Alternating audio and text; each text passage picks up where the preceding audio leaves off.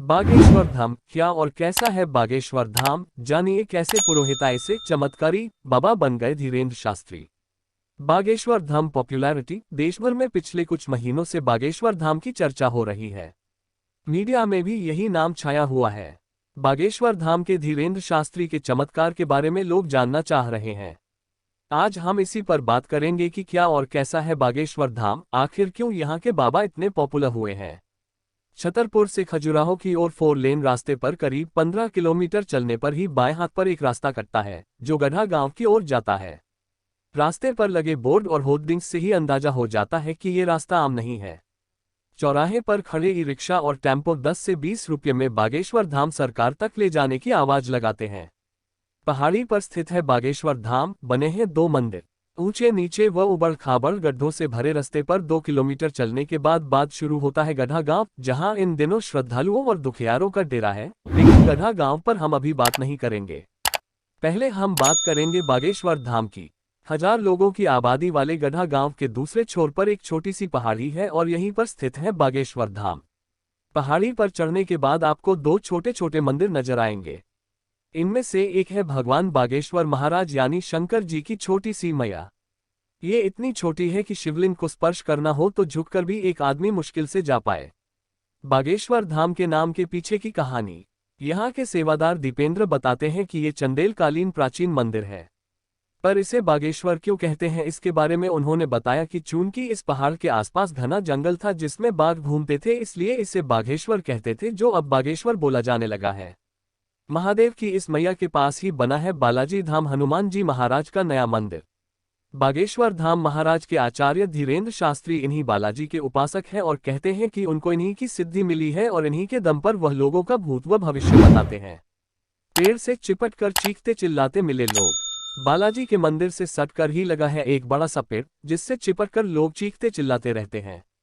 इसके बारे में दीपेंद्र कहते हैं कि ये प्रेत बाधा से ग्रसित लोग हैं जो यहाँ मंगलवार और शनिवार को आते हैं। इस पेड़ में पॉजिटिव एनर्जी है और उसे छूकर या उससे चिपटकर इन लोगों के दिमाग पर छाए निगेटिव एनर्जी दूर हो जाती है। यहीं हमें कुछ लोग ऐसे भी दिखे जिनको जंजीर से बांध गया था और वे जमीन पर लोट लगा रहे थे।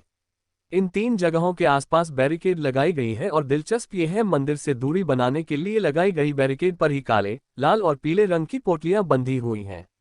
इन पोटलियों में अलग अलग फरमाइशें या श्रद्धालुओं की मन्नतें हैं। काले में प्रेत बाधा से मुक्ति, तो पीले में शादी ब्याह की मन्नत, तो लाल में सामान्य कामकाज करवाने की अर्जी। लोगों में अटूट भरोसा, जो मांगा वो मिलेगा। झारखंड की गुमला जिले से आया शैलेंद्र सिंह का परिवार लाल कपड़े में नारियल बांधकर बैरिकेड से बांध रहा था। हमने पूछा ये क्या कर रहे हो, तो मुस्कुराते हुए कहा कि बालाजी महाराज के दरबार में अर्जी लगा रहे हैं, कुछ मांगा है। हमने पूछा किसने कहा ऐसा करने को, तो बताया कि सब कर रहे हैं तो हम भी कर रहे हैं। भरोसा है जो मांगा वो मिलेगा। हाँ, इतने लोगों को मिला है तो हमें भी मिलेगा। यहाँ आने वाले अधिकतर लोग ऐसे ही हैं जो सुनी सुनाई सुनकर चले आ रहे हैं। सामुदायिक भवन में मिलते हैं धीरेन्द्र शास्त्री।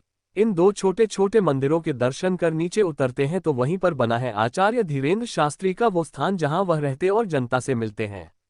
पहाड़ी के ठीक नीचे ये 2 मंजिला इमारत गांव की पंचायत का सामुदायिक भवन है, जिसमें धीरेन्द्र ने लोगों की सहूलियत के लिए ठिकाना बना लिया है।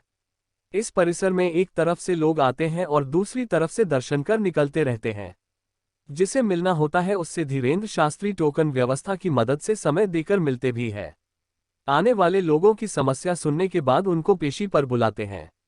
पेशी का मतलब कोर्ट कचहरी नहीं, बल्कि सामने पहाड़ी पर बने मंदिर में 5 या 10 बार आना होता है। अर्जी लगाने के बाद यही पेशी होती है।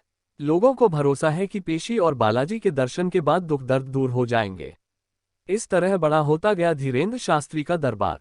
धीरेन्द्र जहां पर बैठते हैं वहीं पीछे की तरफ उनके दादा सन्यासी बाबा के बैठने का स्थान है। बेहद सामान्य तरीके से रहने वाले धीरेन्द्र शास्त्री कैसे बागेश्वर धाम सरकार के नाम से जाने जाने लगे, ये पूछने पर उनके मित्र रिंकी सिंह बताते हैं कि इनके परिवार में पुरोहिताई का काम होता था। इनके दादा भी यही काम करते थे, यानी कि पर्चा पर कुछ लिखकर भूत भविष्य बताने का काम।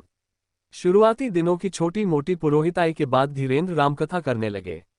आसपास के गांवों में कथा से जो मिलता था उसे रख लेते थे। इस बीच कुछ कथित सिद्धियों के चलते उनकी तरफ से बताई गई बातें सच होने लगी तो उनका दरबार बड़ा होता गया। कोरोना काल और यूट्यूब ने पूरे देश में किया पॉपुलर। रही सही कसर कोरोना काल और सोशल मीडिया के प्रचार ने पूरी कर दी। लोगों ने घर बैठे खूब कथा सुनी, लाइव प्रसारण देखा और यूट्यूब ने उन्हें देश भर में पहुंचा दिया।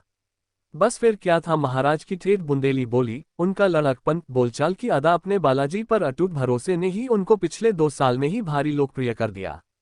हर मंगलवार और शनिवार को गढ़ा गांव में मेला लगता है। धीरेन्द्र शास्त्री की रामकथा की अगले 2 साल तक की भरपूर बुकिंग है। एक टीवी चैनल उनकी कथाओं का निर्बाध प्रसारण करता है। धीरेन्द्र मानते हैं कि वो जो करते हैं वह चमत्कार नहीं, बस हनुमान जी महाराज की कृपा है। ऐसी ही और अच्छी अच्छी वीडियो देखने के लिए हमारे राज सेठ कहानियां चैनल को लाइक, शेयर और सब्सक्राइब करें। धन्यवाद।